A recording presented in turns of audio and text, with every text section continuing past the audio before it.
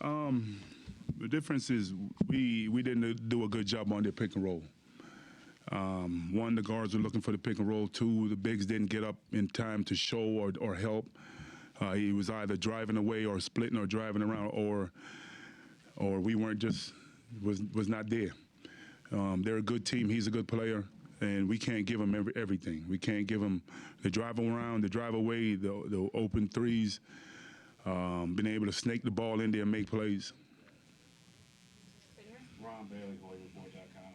You guys don't generally do this, but was there any thought to maybe face guarding him, denying him, just to make him work a little harder? No, we wanted to trap him at the end. We tried to trap him. We didn't do a very good job at that either, but try to get the ball out of his hand. John Titel, HoopsHD.com.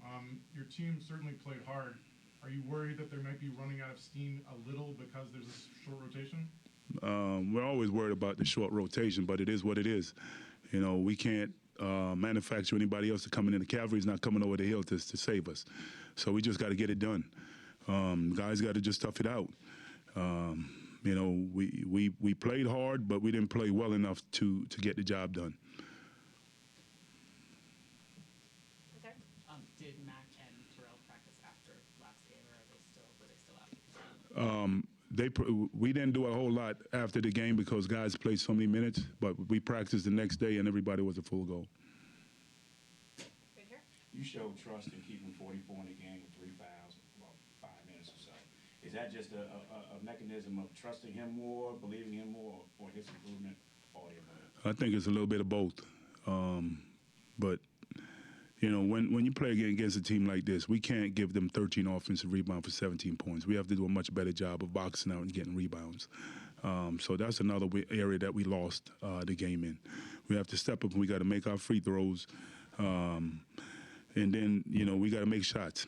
You know, guys got to be shot ready. When they're doubling him and we get the ball out the post, they have to be shot ready. He has to make good moves. It's a little bit of everything. Mac was, I think, a 90% shooter from the line before he got popped in the eye at American, and has been, I think, like in the 60s or something since then. Have you talked to him about his shot or free throw, or what do you attribute the change to?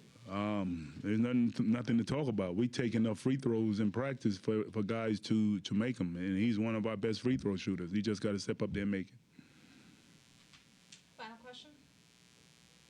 Thank you. Thank you.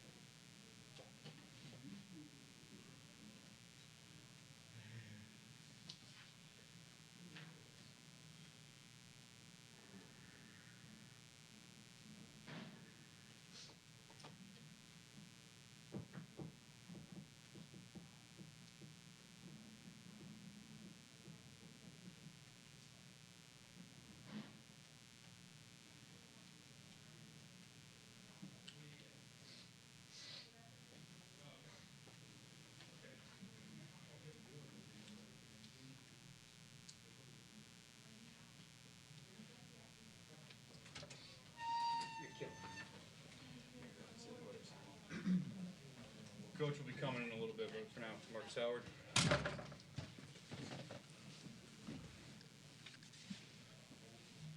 Hey Marcus, they tied the game like 76-76, and then that timeout, you hit that three-pointer on the corner. Can you kind of take us through the play and what you saw when you executed it?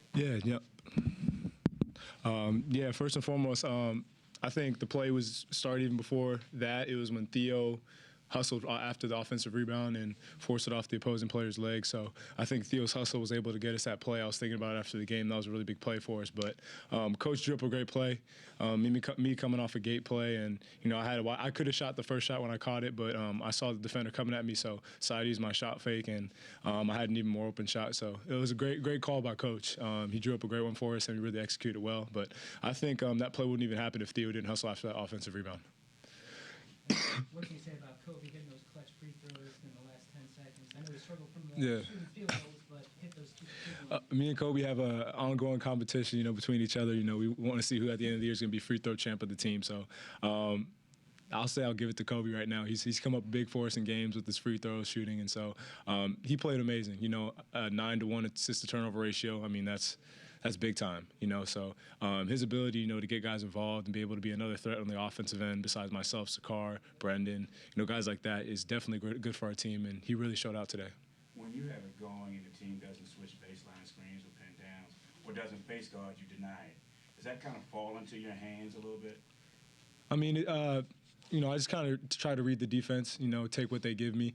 Even if they are playing me, like teams have played me, which are face guarding me, doubling me, I try to, use it and try to, either find my teammates or try just to be even more aggressive. So, different teams will do different things, but I just try to, let the game come to me. And today it was more so just trying to read what the defense was doing. Marcus, to go off that, 28 points in the second half for you, only 2 3-pointers. What were you seeing that you were able to get a lot of those mid-range shots and those floating high arcing twos? I think they were showing a lot on ball screens, so just trying to read off that, and I could have settled for a 3, but I wanted to make sure I was getting to the teeth of the defense, and I'm not really known for shooting mid-range jump shots a lot, so teams don't really expect me to shoot that. So when I was coming off the screens, I was able to read those and able to get those shots off. So it was something that I was looking for, and today it worked. So.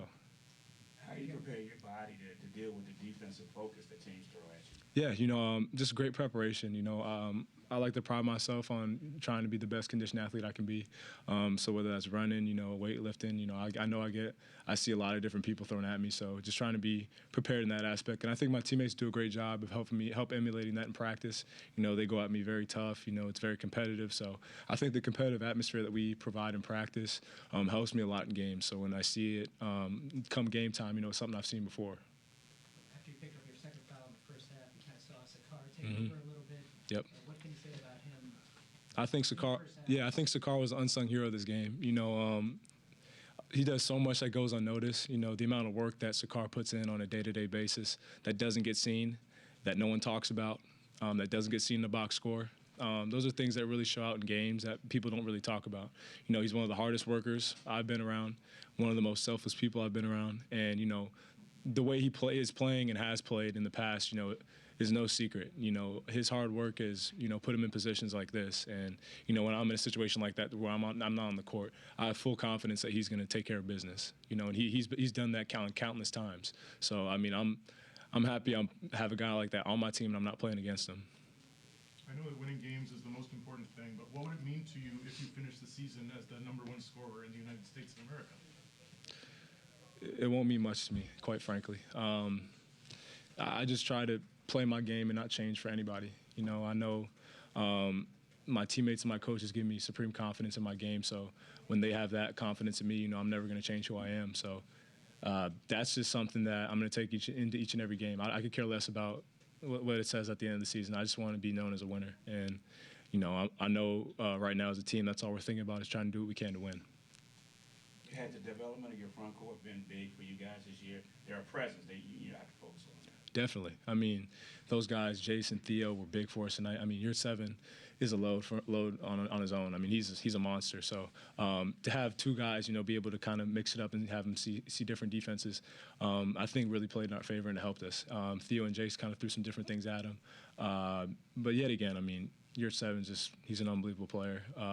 highly respected around the country. So he's going to make a lot of tough shots. He's going to get it going at sometimes. But I think Theo and Jace, in the second half especially, kind of were able to kind of limit some of his shots that he was making and things like that. So those two have really developed over this year. With the big guys and Sakar and Kobe's clutch shots, you had to get 9 assists today too. Are you guys? It seems like over the last couple of games, you guys are finding the balance on the team. Do you feel that way? No, definitely. I think, the balance is getting there, and then I think just the camaraderie overall is getting better and better after each game. So I know we all have the same mindset at this point. We all are on the same mission, and I think we're trying our best to execute on a daily basis. We're not trying to look far into the future. We're trying to just take it a day at a time, and I think with us having that mindset, we're able to be successful. All right, thank you. Thank you. Appreciate it, guys. Thank you. Thank you.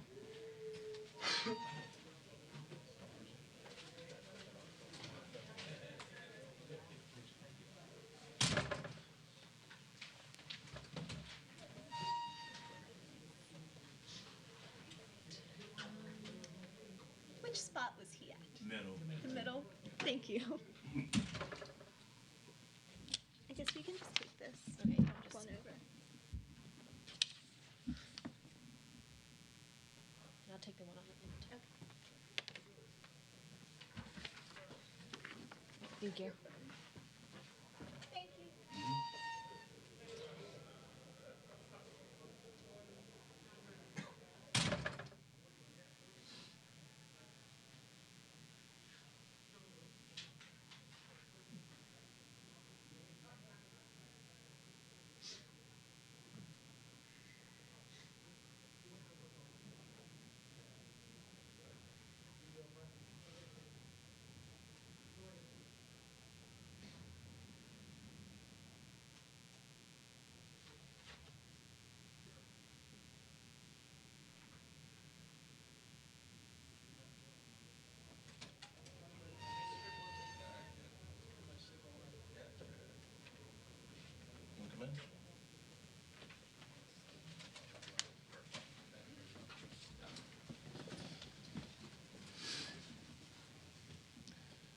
Is that mine?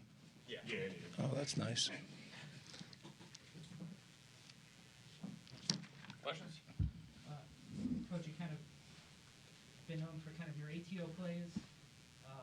What did you, Really? a little cold following. Oh, yeah, right. What did you draw up when it was tied 77, 76, 76, and Marcus got that 3-pointer?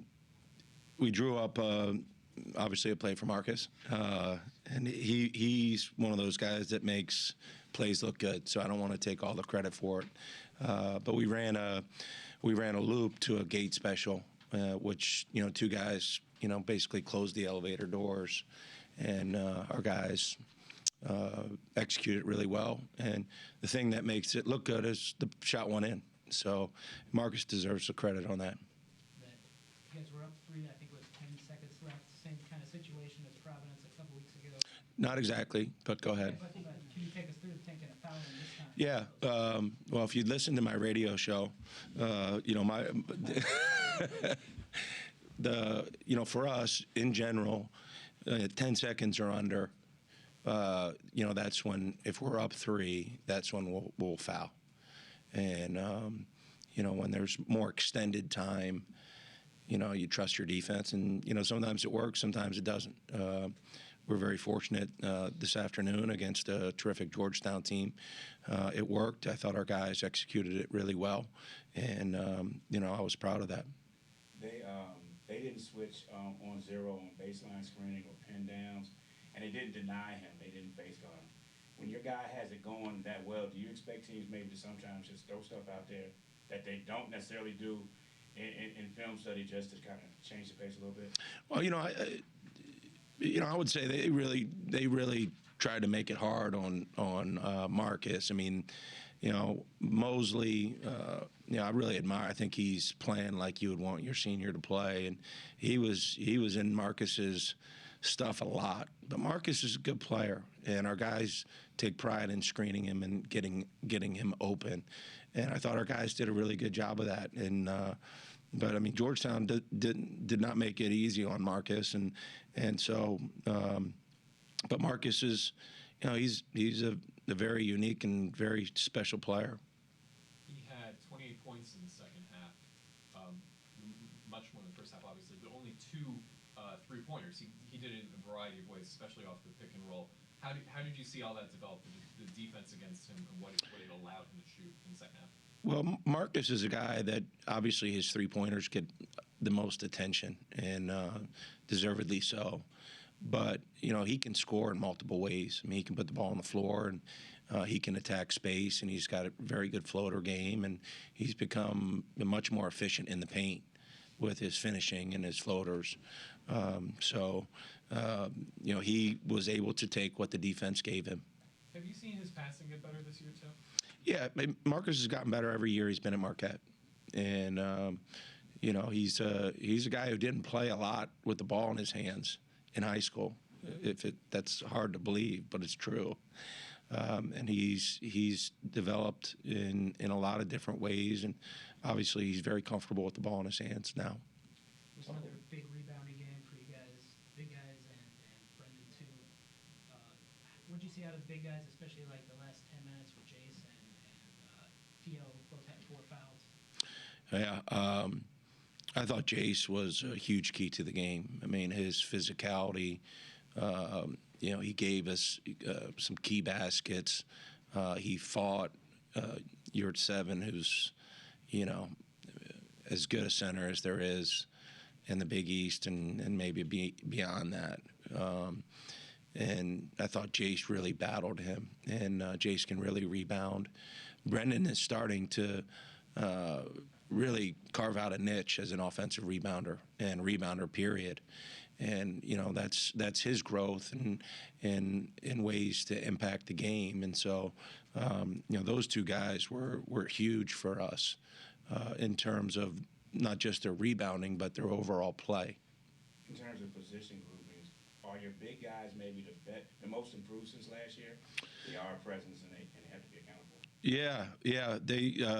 They're doing well, and I think, you know, there's things that we're going to continue to count on them to improve on. But you know, Theo and Jace are big and they're physical, and you know, they have no problem screening and trying to help other people get open and can finish on those opportunities too. The Big East has obviously had a lot of success in recent years, but everybody's talking about the depth this year. Today, you guys went on the road to Paul beat Butler. What's your sense of the league right now in terms of just top to bottom, where things are at, and how things may go the rest of the way? Well, if you were sane coming into the Big East season, your sanity is going to be tested on a daily basis, because the quality of teams from 1 to 10, the quality of coaches and players. The Big East is the best conference in the United States, period. And that makes it fun, but it also makes it incredibly difficult. Is Marcus the best player in the United States, period? You know what? I know I'm biased, but I think he is. Kobe's kind of been up and down field goal percentage-wise this year, but his free throw shooting's been a constant this year. Were you confident that he's going to knock all 4 of those shots down the stretch? Yeah, no, Kobe's has been a very good free throw shooter, and at crunch time, you know, knock on wood, he'll continue to do that. The thing that was great for Kobe today, Kobe had 9 assists and 1 turnover, and I'm not sure in my 6 years we've had a point guard do that, where they've had so many assists and so few turnovers. And you may have to fact check me. I'm not trying to, but his passing led to a lot of good stuff, and then he had some other passes that were right on time and on target that just weren't his fault. Good.